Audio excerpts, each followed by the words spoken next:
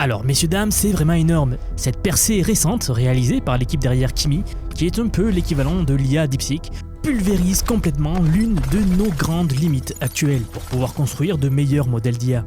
Non seulement cela corrige le problème de l'amnésie des IA actuels, donc le fait qu'ils oublient en cours de conversation, mais en plus ils ont en quelque sorte créé une nouvelle architecture qui peut même se reconfigurer elle-même et apprendre des choses à la volée.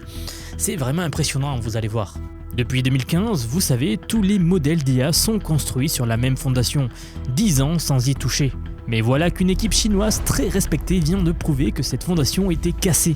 Nous allons parler d'une véritable percée qui va changer la façon dont on construit les IA aujourd'hui. Alors ce n'est pas un nouveau modèle plus gros que les autres, ce n'est pas un benchmark de plus, c'est vraiment de la recherche fondamentale, vous allez voir. Un changement dans la plomberie, dans le truc que personne n'avait osé remettre en question depuis des décennies. Et quand Elon Musk et Andrej Karpathy, l'ancien cofondateur d'OpenAI, saluent publiquement le travail, c'est que le truc est sérieux. Mais juste avant de continuer, une parenthèse très rapide pour tous ceux qui s'intéressent à la génération par IA. Vous ne le savez peut-être pas, mais en ce moment, les outils de génération vidéo par IA explosent. Sora d'OpenAI, Veo de Google, Grok Vidéo de XAI, Kling AI et j'en passe. Chacun sort ses propres modèles, sa propre interface, et bien sûr, chacun a son propre abonnement. Résultat, pour vraiment tester et comparer, vous vous retrouvez avec 4 onglets ouverts et 4 factures à la fin du mois. C'est exactement là que le partenaire de la vidéo Mammoth AI change la donne. Mammoth AI, si vous ne connaissez pas, c'est une plateforme française qui centralise tous les meilleurs modèles d'IA dans une seule et même interface. Et depuis mi-mars, cela inclut la génération vidéo par IA. Sora, Veo, Grok Vidéo, Kling AI, tout est là au même endroit. Vous écrivez votre prompt, vous choisissez votre modèle vidéo et puis vous pouvez tout comparer en un seul clic, sans jongler entre 10 onglets. Et surtout avec le même abonnement. Ce que j'apprécie vraiment, c'est leur réactivité. Dès qu'un nouveau modèle sort, ils l'intègrent rapidement. Ils l'ont fait pour Nano Banana, pour Gemini Pro, ils l'ont fait pour les modèles vidéo et ça continue. Vous êtes toujours à la pointe sans effort. Et tout cela à partir de 10 € par mois avec des données hébergées en Europe, conforme RGPD. Le lien est en description sous la vidéo, donc n'hésitez pas à aller tester tout cela. Allez, on reprend la vidéo. Bien, mais pour comprendre ce qu'il vient de se passer, il faut d'abord comprendre comment un modèle d'IA pense. Vous savez, un modèle comme ChatGPT ou Gemini ou Claude ou Grok, enfin peu importe ce que vous utilisez, c'est en réalité une pile d'étapes de traitement. On les appelle des couches. Il y en a des dizaines, parfois des centaines, empilées les unes sur les autres. Quand vous envoyez une phrase à ChatGPT, la première couche voit juste des mots. La deuxième couche commence à repérer que certains mots vont bien ensemble. La troisième comprend que c'est une question. La 10e saisit le ton. La 50e raisonne sur le contenu. Et ainsi de suite. De plus en plus profond, de plus en plus abstrait. Bien sûr, le problème, c'est que pendant très longtemps, on ne pouvait pas empiler autant de couches que l'on voulait. Pourquoi ? Eh bien parce qu'un modèle d'IA apprend de ses erreurs. Quand il donne une mauvaise réponse, un signal de correction part de la couche du modèle la plus profonde et remonte vers le début, couche par couche, pour ajuster les réglages. Sauf que ce signal, à chaque couche qu'il traverse, il s'affaiblit un peu.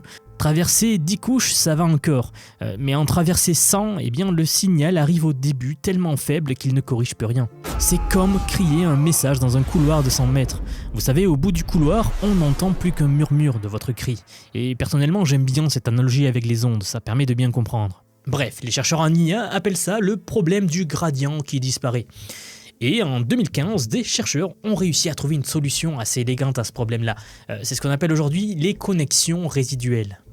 L'idée est simple, au lieu de forcer chaque couche à transformer complètement l'information qu'elle reçoit, on laisse l'information originale contourner la couche et se rajouter directement à la sortie. Un raccourci quoi, une autoroute pour que le signal traverse le réseau sans se dégrader. C'est vraiment grâce à cette autoroute-là qu'on a pu passer de quelques dizaines de couches à des centaines de couches, qu'on a pu complexifier les modèles d'IA et leur pensée abstraite en quelque sorte. C'est grâce à elle qu'on a construit les modèles modernes, tous les modèles modernes.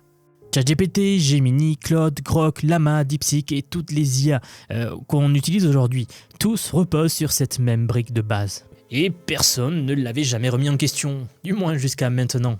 L'équipe derrière Kimi, donc le modèle d'IA développé par Moonshot AI, vient de publier un papier scientifique qui identifie un défaut fondamental dans cette autoroute. Le papier s'appelle l'attention résiduelle et il a été publié le 16 mars 2026. Franchement, quand je l'ai lu, j'ai été assez abasourdi par ce qu'ils ont découvert. Alors voici le problème. Avec les connexions résiduelles classiques, chaque couche reçoit la somme de toutes les couches précédentes. Donc la couche 100 va recevoir la somme de toutes les 99 couches précédentes. Toutes avec le même poids. La couche numéro 1 contribue autant que la couche numéro 50 par exemple. La couche numéro 3 autant que la couche 99. C'est une addition uniforme, aveugle, sans aucun filtre. Au début, bien sûr, ça fonctionne, mais au fur et à mesure que le modèle devient profond, eh bien cette somme grossit. Elle grossit de manière incontrôlée. Et forcément, les contributions des premières couches se retrouvent noyées dans la masse. Le signal initial est toujours là, techniquement, mais il est tellement dilué qu'il est devenu quasiment irrécupérable. Prenez un orchestre, encore une analogie pour que tout le monde comprenne. Au début, chaque musicien joue sa partition et on entend chaque instrument, le violon, la flûte, le piano. Maintenant, ajoutez 50 musiciens de plus, puis 100, puis 200. Chacun va jouer sa propre mélodie et tout est mélangé dans un seul flux sonore. Le violon du début joue toujours, mais bonne chance pour le distinguer du vacarme, à moins de vous appeler Mozart. Mais c'est exactement ce qui se passe dans les couches profondes d'un réseau de neurones. Le bruit est en quelque sorte trop grand. Et cela crée un deuxième problème. Les couches tardives, donc celles qui arrivent en fin de réseau tout en bas, au plus profond, doivent produire des signaux de plus en plus forts pour avoir le moindre impact sur le résultat final. Elles doivent crier pour se faire entendre par-dessus le bruit accumulé. Le papier le montre très clairement, la magnitude des sorties de chaque couche croît de manière monotone avec la profondeur. Les dernières couches produisent des signaux énormes, pas parce qu'elles ont des choses plus importantes à dire, mais juste pour rester audibles. Bon, mais il suffit de pondérer les couches différemment, non ? Mettre des coefficients devant chaque couche, réduire l'influence des premières et amplifier les dernières. Et effectivement, des chercheurs ont essayé. DeepSeek avait proposé MHC, d'autres ont essayé des chemins résiduels pondérés, des récurrences multiflux, etc. Bref, le papier les passe tous en revue, et le constat est toujours le même. Aucune de ces approches ne résout le problème de fond. Elles restent toutes prisonnières de la même logique. Chaque couche reçoit qu'un seul état compressé, qui est en fait le mélange de tout ce qui précède, de toutes les couches précédentes, sans pouvoir aller chercher sélectivement une information spécifique dans une couche antérieure. C'est là que l'intuition de l'équipe de Kimi qui a pondu ce papier devient vraiment brillante. Ils ont réalisé qu'on a déjà résolu ce problème, pas dans la dimension de la profondeur, mais dans la dimension du temps. Avant les transformers, les modèles de langage utilisaient des réseaux récurrents, les fameux RNN. Ces modèles traitaient le texte mot par mot, en compressant tout ce qu'ils avaient lu dans un seul vecteur de mémoire. Et quand le texte devenait long, eh bien cette mémoire saturait. Le modèle oubliait tout simplement le début de la phrase en arrivant à la fin. C'est ce qu'on appelait l'amnésie. Vous vous en souvenez peut-être, c'était le tout début de l'IA, quand nous avions des chatbots tellement rudimentaires que c'était gros comme une maison, qu'ils n'étaient pas vraiment intelligents. Les transformers ont résolu ce problème en introduisant le mécanisme de l'attention, un terme que vous avez certainement déjà entendu dans l'IA, le fameux papier qui a donné naissance à l'IA, Attention is all you need. Je le répète, c'est ce qui a véritablement donné naissance à l'IA telle qu'on la connaît aujourd'hui. Les transformers vont faire que, au lieu de compresser toute l'information dans un seul état comme l'on faisait, chaque mot peut regarder directement n'importe quel mot précédent et décider lesquels sont vraiment pertinents dans la conversation. Sélectif, dynamique et adapté au contenu, c'est ce qui a rendu possible tout ce que l'on voit aujourd'hui dans le monde de l'IA. Et l'équipe de Kimi a fait le parallèle. Les connexions résiduelles classiques fonctionnent exactement comme un RNN, mais sur l'axe de la profondeur au lieu de l'axe du temps. Chaque couche va recevoir un seul état compressé qui mélange tout. Même problème, même amnésie, même saturation. Donc, même solution. Ils ont donc appliqué ce fameux mécanisme de l'attention à la profondeur du réseau. C'est ce qu'ils appellent l'attention résiduelle, le titre donc de ce papier scientifique. C'est un mot que l'on va beaucoup utiliser. Au lieu que chaque couche reçoive la somme aveugle de toutes les couches précédentes, ici, chaque couche dispose maintenant d'un vecteur de requête appris. Ce vecteur lui permet de consulter sélectivement les sorties de toutes les couches antérieures, de calculer des poids d'attention via un softmax, qui est un terme mathématique, et de construire son entrée comme une combinaison pondérée et dynamique de ses sorties. Un seul vecteur de dimension D par couche, un coût négligeable en paramètres. Concrètement, pour le dire très facilement, chaque couche peut maintenant poser la question suivante. De quoi j'ai besoin parmi tout ce qui a été calculé avant moi? Et elle obtient une réponse adaptée à ce qu'elle est en train de traiter. Non pas un mélange uniforme, mais plutôt une sélection ciblée. C'est vraiment un concept important à comprendre si vous êtes passionné par l'IA. C'est la même révolution que celle qui a fait passer les RNN aux transformers, donc ce qu'on a vu tout à l'heure. Mais plutôt appliquée à l'intérieur même du modèle, dans les couches elles-mêmes. Bon, j'espère que je suis assez clair car c'est un petit peu plus technique que d'habitude, hein, mais j'essaye de le rendre le plus clair possible pour le plus de gens possible. N'hésitez pas à me dire ce que vous en pensez dans les commentaires.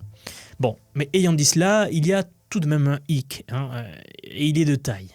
Les modèles d'IA de pointe aujourd'hui sont tellement gros qu'ils ne tiennent pas sur un seul GPU. Une carte H100, donc qui est le GPU, la carte graphique la plus utilisée dans les data centers IA, n'a que 80 Go de mémoire. Les modèles actuels peuvent dépasser le téraoctet, donc on les découpe. Les couches 1 à 10 vont sur un serveur, les couches 11 à 20 sur un autre, et ils sont ainsi tous reliés par blocs et par des câbles de fibre optique. C'est ce qu'on appelle en anglais la pipeline parallélisme, donc le parallélisme du système. Avec les connexions résiduelles classiques, c'est assez simple. Chaque serveur finit son travail, envoie un seul vecteur au suivant et c'est terminé. Le flux est linéaire en quelque sorte, hein. La communication entre serveurs est minimale. Mais avec cette nouvelle technique de l'attention résiduelle dans leur version simple, chaque couche doit pouvoir accéder aux sorties de toutes les couches précédentes, y compris celles qui sont sur d'autres serveurs. Alors forcément, le problème c'est que le trafic de données entre les serveurs explose. C'est pour ça que l'équipe nous dit avoir développé une variante pragmatique, les blocs d'attention résiduelle. Alors, le principe c'est le suivant. On va regrouper les couches en blocs. À l'intérieur de chaque bloc, les sorties sont agrégées par addition classique en une seule représentation de bloc, et l'attention intercouche ne s'applique qu'entre ces blocs-là, et non pas entre chaque couche individuelle. Autrement dit, c'est maintenant déployable. Ce n'est plus un truc de labo qui marche sur des jouets. C'est conçu pour tourner sur les mêmes infrastructures que ChatGPT, Gemini, Claude, Grok, etc. Vous vous en doutez, les résultats sont à la hauteur de l'ambition. L'équipe a alors testé leur méthode sur 5 tailles de modèles différentes. À chaque fois, ils comparent 3 versions. Donc le modèle d'IA classique, tel qu'il existe aujourd'hui, tel que vous l'utilisez tous les jours. Ensuite, avec le modèle où on a appliqué l'attention résiduelle, donc cette technique, hein, appliquée à fond en quelque sorte. Puis en dernier, une version allégée de l'attention résiduelle. Donc 3 versions de l'IA à comparer. Même données, même entraînement que les autres, mais seule la plomberie interne, en quelque sorte, va changer. Résultat, les 2 versions où l'on a appliqué cette technique apprennent beaucoup mieux, quel que soit le budget qu'on y met. Et surtout, le modèle avec l'attention résiduelle atteint le même niveau de performance qu'un modèle classique, mais en consommant 25% de puissance de calcul en moins. En clair, pour obtenir le même résultat, vous dépensez un quart de moins. Et quand vous savez qu'un seul entraînement de modèle de pointe aujourd'hui peut coûter des centaines de millions de dollars. Hein. Aujourd'hui, les entraînements des derniers ChatGPT, des derniers Claude, des derniers Gemini, c'est des sommes astronomiques. Eh bien, sachez que 25% d'économie, c'est pas un détail du tout. Sur les benchmarks, les gains sont encore plus parlants. Hein. Sur le GPQA Diamond par exemple, qui est un benchmark de questions scientifiques de niveau doctorat, donc de très haut niveau, le modèle avec cette technique gagne 7,5 points, de 36,9 à 44,4. Sur le Human Eval, qui est un benchmark de génération de code, de 59,1 à 62,2. Sur le MMLU, le benchmark de connaissance générale, il passe à 74,6%. Je pourrais continuer comme ça. Alors les gains sont bien sûr partout, mais ils sont forcément beaucoup plus prononcés sur les tâches qui demandent du raisonnement multi-étapes. C'est logique. En fait, on voit que ce sont précisément ces tâches où le modèle a besoin de revenir en arrière, de retrouver une information calculée plus tôt, de maintenir un fil de pensée sur de nombreuses couches. Sous le capot, ce qui se passe est aussi fascinant. Dans le modèle de base, sans application de cette technique, la magnitude des sorties croît de manière continue avec la profondeur, plus on descend les couches. Les dernières couches, comme je vous l'ai dit en début de vidéo, produisent des signaux disproportionnés. Avec l'attention résiduelle, cette croissance est contenue. Le signal reste borné, stable. Et les gradients, donc qui sont les signaux qui permettent au modèle d'apprendre, se distribuent de manière beaucoup plus uniforme sur l'ensemble des couches. Ce n'est plus seulement les dernières couches qui apprennent. Tout le réseau participe. L'équipe a aussi voulu savoir si cette innovation change les règles de la conception de modèles. Historiquement, construire un modèle plus profond était risqué. Donc ajouter plus de couches, c'était risqué. Puisque, comme vous avez compris normalement en regardant la vidéo, trop de couches fait que la performance s'effondrait. On préférait des modèles plus larges, moins profonds, avec beaucoup plus de paramètres par couche. C'est pour ça que vous voyez des modèles d'IA qui font des milliers de milliards de paramètres apparaître. Mais ici, l'équipe a entraîné 25 modèles différents, certains étroits et profonds, d'autres larges et peu profonds, avec tous le même budget de paramètres et de calcul. Résultat, avec l'attention résiduelle, l'optimum se déplace vers des architectures plus profondes et plus étroites. C'est très important à comprendre. Maintenant, la profondeur des modèles d'IA ne serait plus une contrainte, elle deviendrait un vrai avantage. Yang Ziling, le fondateur de Moonshot AI, a d'ailleurs présenté ce travail comme faisant partie d'un effort beaucoup plus large de l'entreprise pour refondre des standards techniques vieux de 8 ou 9 ans. Les connexions résiduelles, les optimisateurs, les architectures d'attention qui n'ont pas trop évolué, tout ce que l'on considérait comme acquis.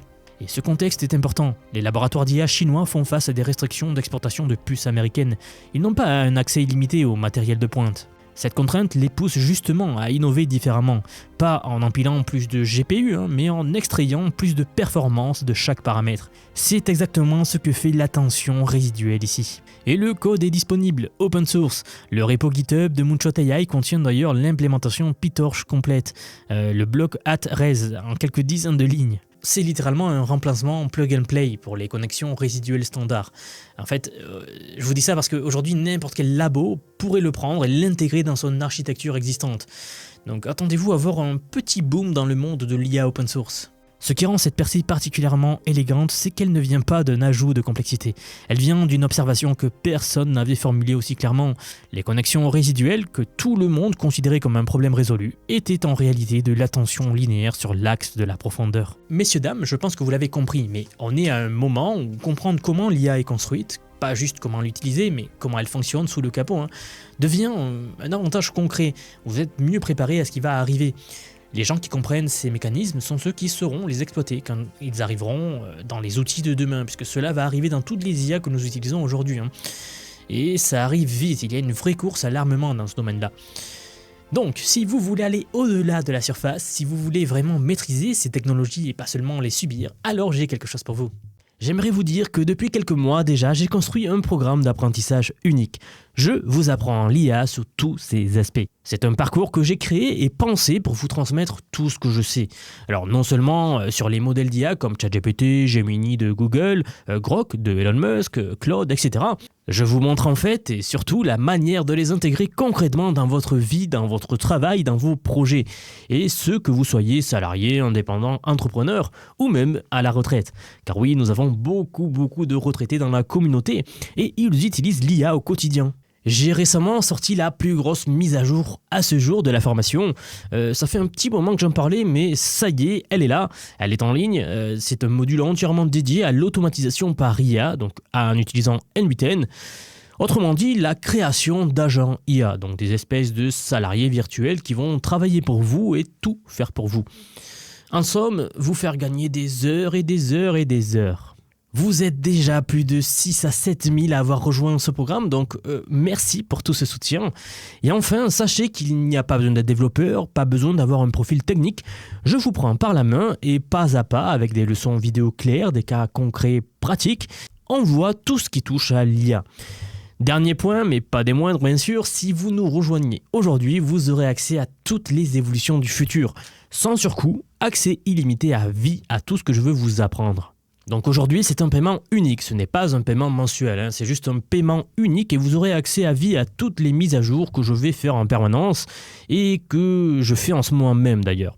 Donc si cela vous intéresse, vous avez les liens en dessous de la vidéo, donc soit en description, soit en commentaire épinglé pour nous rejoindre. Dans tous les cas, moi, je serai très heureux de vous accueillir dans le programme Vision IA. Si vous êtes encore là, merci d'avoir regardé cette vidéo jusqu'au bout et je vous dis à très vite pour la prochaine vidéo. À bientôt.